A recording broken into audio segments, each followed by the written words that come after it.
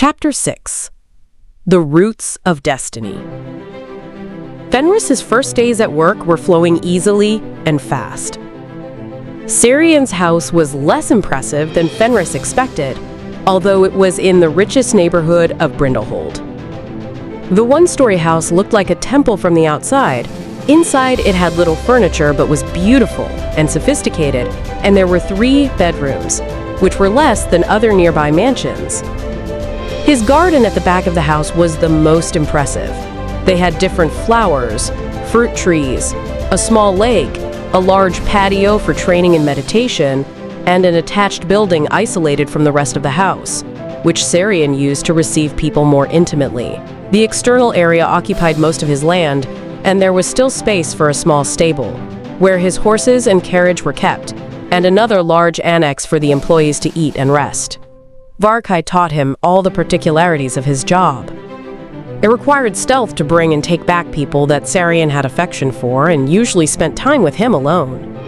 Most are some men and women from high society who could not afford to have a scandal. And Fenris needed to be even more meticulous in Sarian's business meetings, where he needed to collect information about the others involved, avoiding getting caught. Fenris was doing a good job and getting along with everyone there, and very often he would bring Elira with him to play with Varkai's twins, Tarian and Zariar, as their house was close enough to Sarian's. When Sarian was staying home for the day, the children would come over and play in his garden happy and free. Finally, Varkai explained about the trips. Sarian always has one of the guards with him, so eventually it is going to be your turn.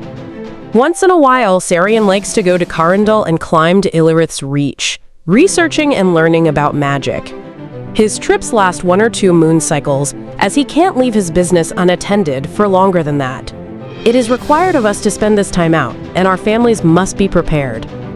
Usually when he is out, the other guards have a rotation to watch the house, but I organize it all in advance, so no worries. Make sense? It does. Vaela will understand. I just hope I don't have to go with her pregnant or Yurden newborn, Fenris said, concerned. Don't worry. Sarian is an intelligent and nice man. He would never do this to you. When my twins were born 13 years ago, he released me from travel obligations for 2 years in a row.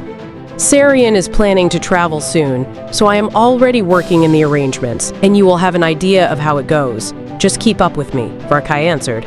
As the days were advancing, Fenris was enjoying working there more. It was a well-paid job, that Vaela knew about it, and was relatively safe.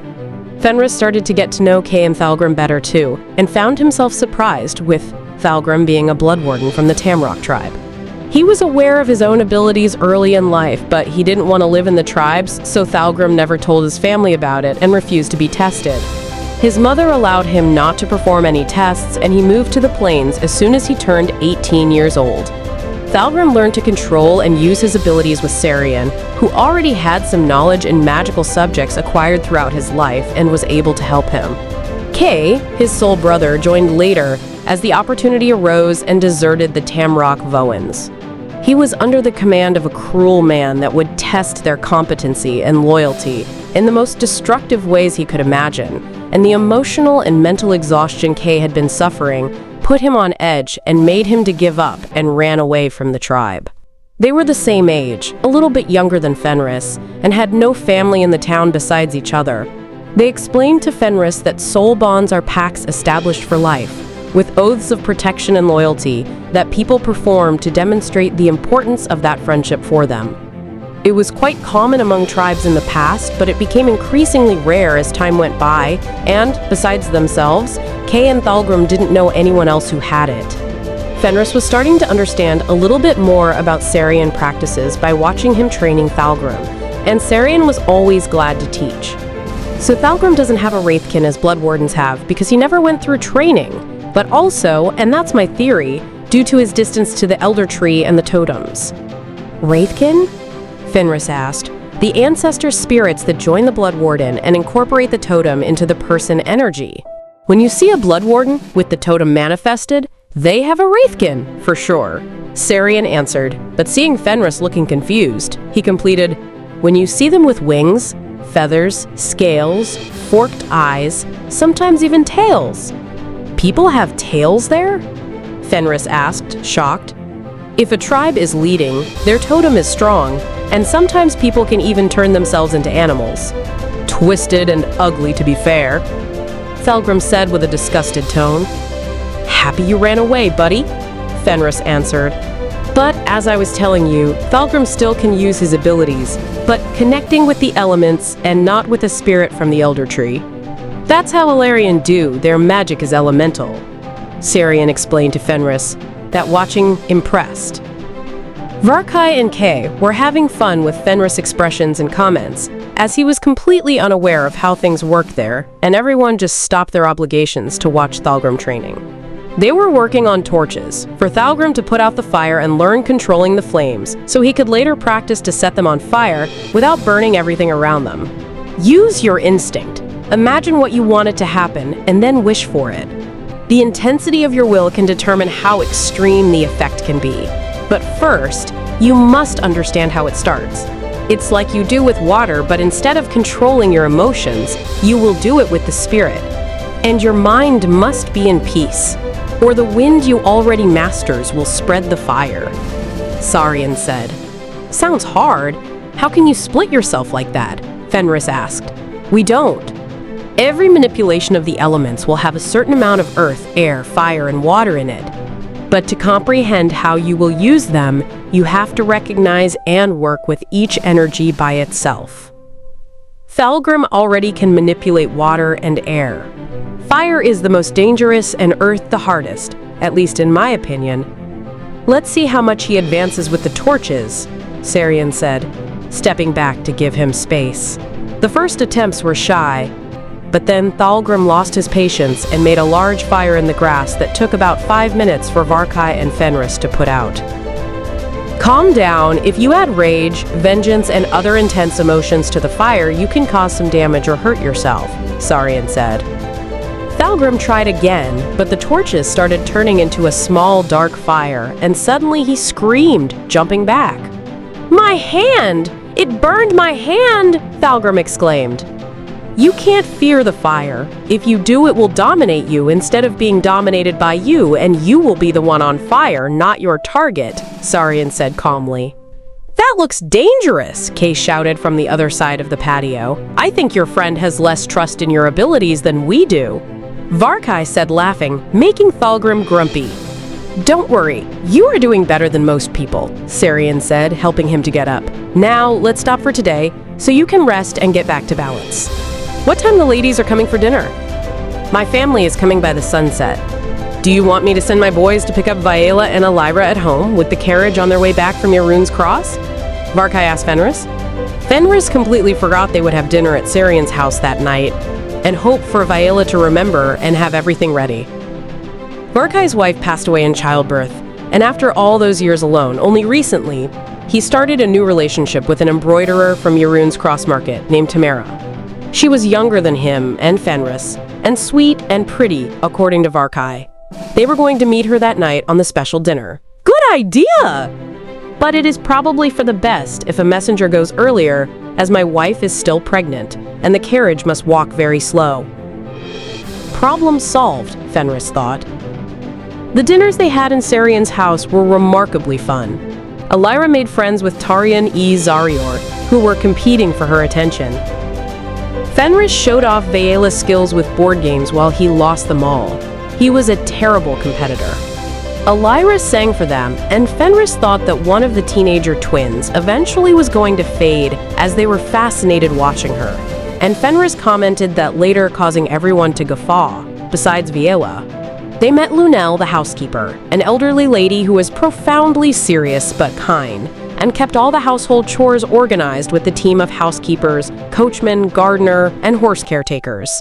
She was rarely seen in the house, and Sarian trusted her completely, especially because these servants all worked temporarily and in rotation to preserve Sarian's privacy and avoid gossip and leaking political information. Lunel was Sarian's shield, and Fenris and the others his swords. In the first reunion, Varkai told Fenris that because Sarian has no family, dinners with close friends and loved ones were especially important to him. It gave him a sense of home and closeness that Sarian greatly appreciated. He was a particularly good man and had lots of contacts, but still felt very lonely, and Varkai could tell for the 15 years he had been working for Sarian. Lunel also had no family, and those dinners were beneficial for her too, in his opinion. Fenris then understood why Sarian was so kind to them all, completely different than the treatment he had received from his previous employers before. Gladly, Vaela remembered about the dinner, and the messenger let them know that it wasn't necessary to pick them up, because she had the woodcart ready. Fenris bought them a donkey, which Elira called Tom Tom, and a woodcart. He spent most of the money he earned recently with it, and with the lira Elira's always dreamed about for her birthday, that was coming in a few days. But he was being paid weekly, and for the first time, he could bring comfort to his family without worrying about tomorrow. Vaela was almost giving birth, and it was hard for her to walk. Besides, Elira was going to start studying on a real school next season, and moving faster through the town was being providential. Fenris' horse was one of Sarian's, so Tom Tom was always home for his girls to use. When the nightfall approached, Vaela arrived with Elira. Fenris went to them to help, and Vaela was looking pale. What concerned him? "Are you feeling well, darling?" he asked. "Yes, Fenris, don't worry. It's hard to eat properly when a giant baby is pressing your belly from inside your guts, so I couldn't eat much today. That's why I am a little apathetic," Vaela said and offered her hand to him. Assist her to get out of the cart. Elira jumped from the cart and ran to Sarian, hugging him. Sarian spun her around and threw her up, catching her in the air, making her laugh a lot. Fenris couldn't tell how such a thin man had the strength to carry Elira like that, as he couldn't do it for more than a few steps by himself. Vaela went in, and Fenris took Tom Tom to the stable, on time to see the boys arriving with Varkai's lady Tamara. Fenris signaled to Varkai to welcome your loved one and guest of honor for the night. Vaela was sitting comfortably in an armchair at the garden, resting from the trip, and everyone else greeted Tamara in the entrance. Lunel prepared the table herself with snacks for them close to Vaela while the dinner was still being cooked. The garden was beautiful with some flowers and fruits, illuminated by the colors of the sunset, and the evening breeze was fresh, allowing them to enjoy that natural spectacle. Tamara was fluffy, ginger with exceedingly long and straight hair, had light green eyes, and was dressing an adorable pink dress with flowers that made her look delicate and feminine. She was probably the same age than Thalgrim and Kay, and was shy and quiet, but very smiley. Once she was introduced to Vaela, she joined her in the sun, in love with her belly, as her biggest dream had always been to be a mother. Elira made friends with her extremely fast, and the ladies were having their own relaxing time together, with Lunel as well. Suddenly, new visitors were announced at the party. It was Tarex and some of his men. Fenris hadn't talked to him since that day Farah's Vale, and to be honest, he wasn't even remembering of him and the old deal that he was no longer willing to comply. He looked at Vaela while Tarex was coming towards them, and she was even more pale than when she arrived. "Tarex, my good friend, what a surprise! You have come at a good time as we are celebrating the illustrious presence of our dear Tamara, Varkai's partner," Sarian shouted. "Thank you for being kind enough to welcome me. I hope my presence is not inconvenient. Vaela, how many years have I not seen you? You seem the same as ever." "Fenris, my friend." Tarex bowed with the head, looking at Fenris. Vaela was obviously grumpy and didn't bother to answer the greetings. Tarex joined the men, and his two companions stayed standing close to the door, vigilant. "Fenris, you didn't spoke to me about the proposal I had offered you," Tarex said, serving himself with some grapes. "I thought you had a native already doing the job, Tarex. Am I wrong?" Sarian asked, with a disguised tone of irony. "That's true, my friend. You took me my man from the job, so I had to find someone else, but he wasn't skilled enough, unfortunately," Tarex said. "Tarex, my good friend, I am not a property to be taken. I accepted the job with Sarian for the well-being of my family and mine. I am sorry that your man didn't fit the job, but I am sure you will find a good one soon," Fenris said, smiling. "To be honest, I knew you were working with Sarian, and I came here for you, Fenris. I want you to work for me. I know there are no better men, and Tazel and Brethir already trust you. Feels safe enough for them," Tarex answered. A leather ball then hit Tarex in the back, and Elira approached, apologizing and taking it back. Behind his back, Elira was laughing, and Viola kept smiling for her. Fenris wanted to laugh as well, but that would be inappropriate. I am glad that they like me. They can have my friendship as you do, Tarex, but I am not risking myself in that mission, especially with our baby on his way to come soon, Fenris said. I understand. Well, I don't want to disturb anymore. Enjoy your dinner, Tarex said, standing up and greeting those present. Are you already leaving, Tarex? We didn't even talk, Viola shouted with a half smile. Business calls me, my dear. My best wishes for the health of your baby and yours, Tarex said in a low, guttural tone that sent a chill down through Fenris's spine. Viola's smile faded as well, as Fenris could see. Once Tarex was gone, Lunel spat on the grass, which was quite unusual for a lady like her, and blessed Viola's belly, saying, "We can't risk being around foxes like him."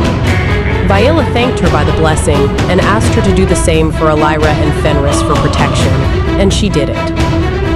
Very kind of you, Lunel. I appreciate it. But don't worry about it, my love. I am not concerned about Tarex. He is just an old friend, Fenris said, smiling at Vela.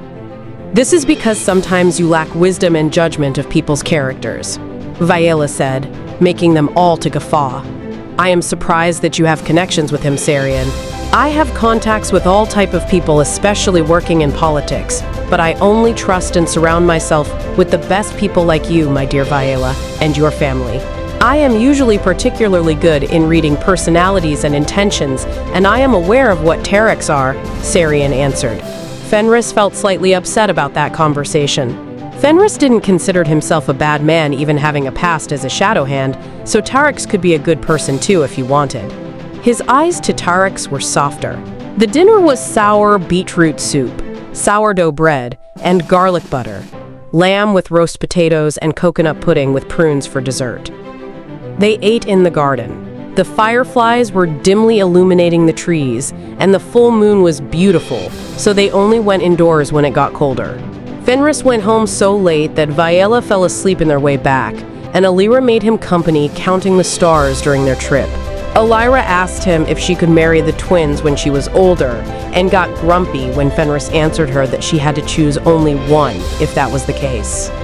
Once they were home, Fenris had to carry the sleepy Viola inside and put her in bed. She was so tired and didn't eat much because of the small stomach.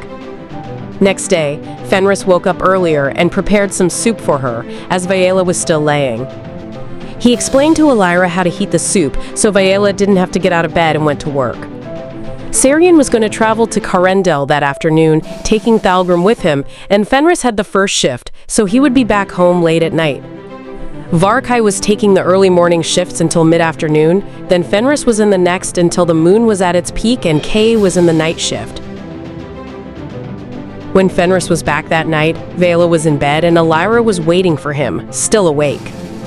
Daddy, Mom is sick. She couldn't eat and was in bed the whole day, Elira said with tears in her eyes. Viola was a strong woman, and even when she was sick, she would be walking around and doing her tasks. Elira wasn't used to see her mother like that. Don't worry, my love. She is pregnant, and your baby brother will be here soon, so it's normal that she feels unwell. But tomorrow I will call a healer to see her before work, okay? Fenris answered, calming her down. Next morning, Viola was awake and walking around preparing breakfast. Honey, do you want me to call a healer to check on you today? Fenris asked, just to be sure. Don't worry. I am feeling fine today. Me and Elira are going to the market to get some fruits and vegetables, and I will get myself some herbs to help with my stomach. Viola answered while serving them oatmeal with nuts. Fenris went to work as usual, and the day was sunnier and hotter as the summer was at its peak. That week was Elira's birthday, and she was cheering for her baby brother to be born the same day as her, so they could always celebrate together. If Sarian wasn't out, he was going to ask him to celebrate her birthday on a picnic at his garden. She had only 2 friends there, the twins. It would be easier to put them all together. But now he had to make a proper plan to celebrate with Elira. At sunset, Fenris received a messenger. It was a boy around 15 that lived in his neighborhood. He was riding Tom-Tom and had urgency. Fenris! Glad I have found you! There was an accident with your wife. What happened? Is she fine?" A thief bumped into her in the market, knocking her to the ground. He then took her money bag, and she felt ill. Elira could bring her home with the help of a lady from the market, and she asked me to come for you. "What is your name, kid?" Fenris asked. "I am Ido." "Do you know where the healer lives?" Ido nodded with his head. "Perfect! Go now and ask him to come to my house. Tell him I will pay when he is there, and I will give you a tip as well. Thanks for helping, now go." Fenris called Lunel and explained the situation to her. She promised him to reach Varkai, or Kay, to assume his position, and he got his horse to go back home for Vaela. Fenris rode as fast as he could, and when he arrived, the healer wasn't there yet. Vaela was lying on her side and had a fever. Her expression was of pain, and she shouted his name when Fenris got in the house. "Fenris, I am sorry, I couldn't defend myself." "My love, there is nothing to apologize. That miserable that attacked you, it's his fault, not yours," Fenris said, kissing her forehead. "At least he didn't take much. I was already leaving the market," Vaela answered. "My love, my greatest treasure is you and our family," Fenris answered. The healer then arrived with Ido, and Fenris gave him space to examine Vaela. He checked on her and the baby and said it wasn't time for Yurdon to be born yet, but it was going to be soon. That her nerves were the most affected by the situation, so he prepared a mixture of herbs he had in his bag and gave her 3. One for the stomach, one for her nerves, and another to facilitate childbirth when the time comes. Vaela fell asleep after taking the medicines the healer provided her, and Fenris paid him before he went. It was more expensive than he believed, but at least Vaela was going to get better. Vaela had already chosen a midwife she trusted for her labor, and she was paid, but the pain potion the healer gave was going to help too. In the middle of the night, she woke up in pain. Vaela was having a fever again, and was delirious in her dreams. Fenris himself went for the healer again, and he came back to check on her. I had prepared 2 more medicines for her. One is to relieve the fever, and the other one to hurry the labor. I believe there is something wrong with the baby. Maybe his time to be born, and he isn't pushing. "There is nothing wrong with my baby," Vaela weakly whispered.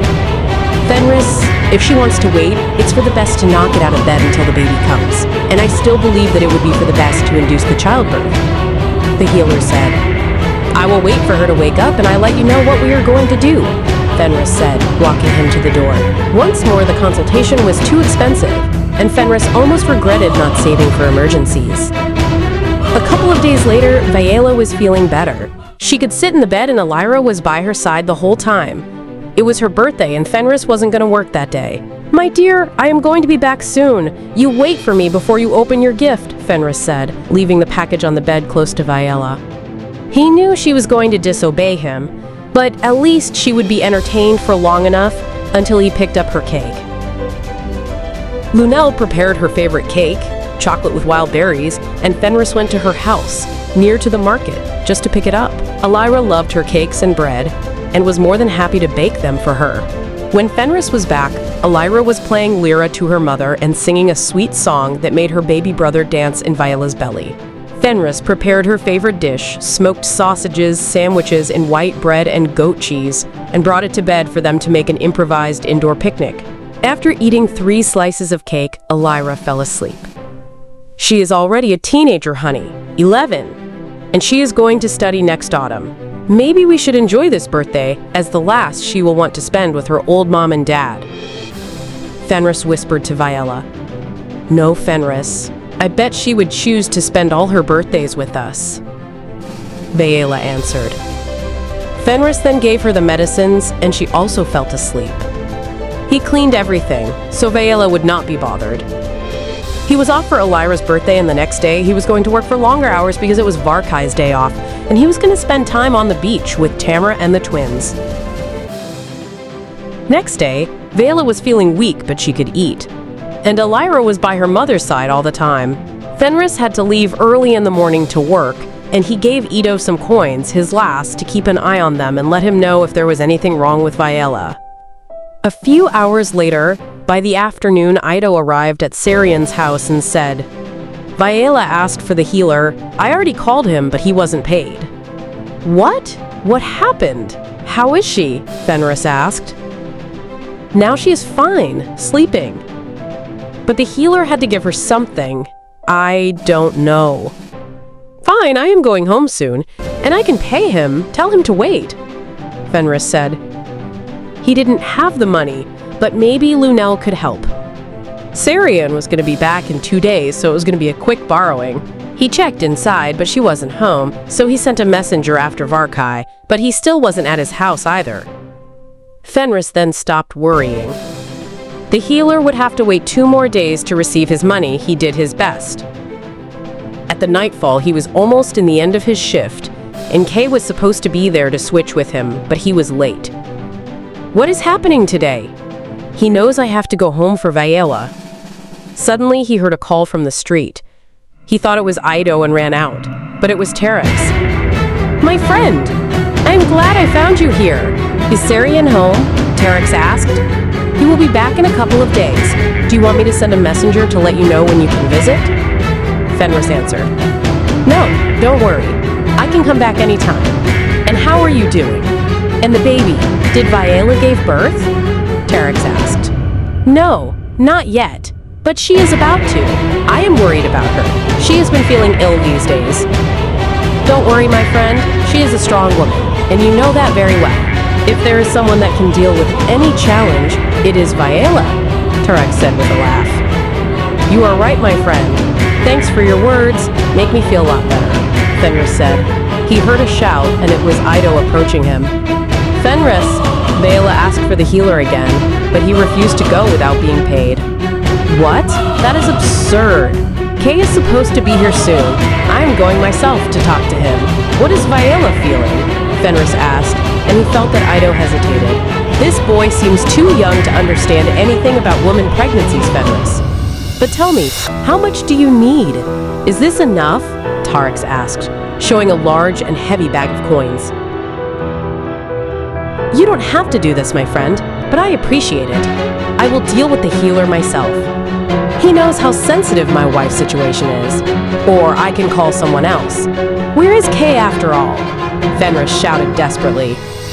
Boy, here, take this money. You know what to do.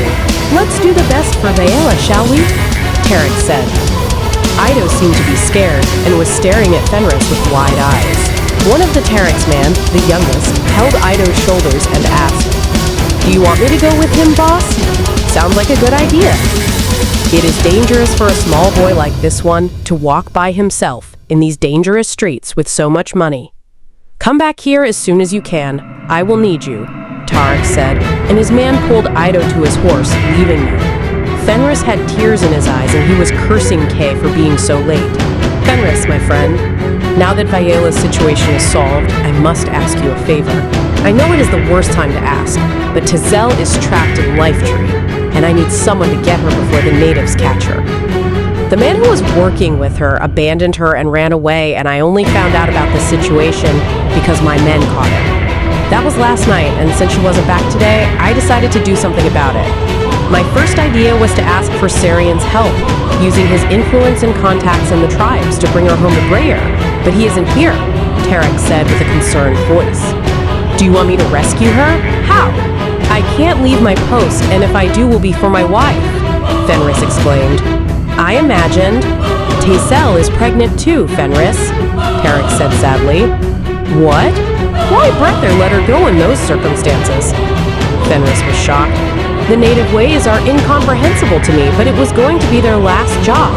And I am moving forward to other activities as my team was gone. But they needed extra money for the baby. I wish we never did this one last job.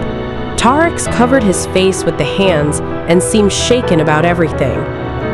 I am sorry, Terex. Please, my friend, it's the only thing I ask. As a favor, you don't have to retribute the money I gave to Viola now because I did it from my heart.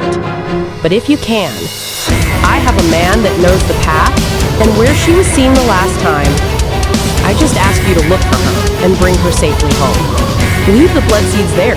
They don't matter anymore, Terex explained. Fenris thought for a moment and said, Your presence today was the hand of destiny, saving my wife and unborn child. So I will understand as an opportunity to retribute helping another mother and her unborn child. Wait here for me." Fenris went to the employees' building and called 2 messengers. One he sent to Caelim's house to check on him and explained that he had to leave for an emergency and couldn't wait for him to be back. The second he sent to Valasuro. It was a private message, so he chose the more reliable and discreet Sarian's messenger, Madain, one of the few he kept as permanent staff. He asked him to wait until Fenris was gone and the streets were quiet to go. This time, he was telling her the truth. Fenris knew his wife, and she would very easily come after him if she thought she could reach him, so he wanted to make sure she would wait for him at home. "Tell Viela that I am sorry for this. But Terex needed my help to extract someone from Karash territory, and he paid all that money for the healer to take care of her and our baby in exchange of this favor. Tell her I love her and our children, and that I will be home as soon as I can." Fenris went to Terex, ready to go. The messenger for Kay passed them, and Terex and his men nodded before leaving. "All measures taken, Fenris?" Terex asked, while watching the messenger go. "Yes, I am ready, Terex. Let's go."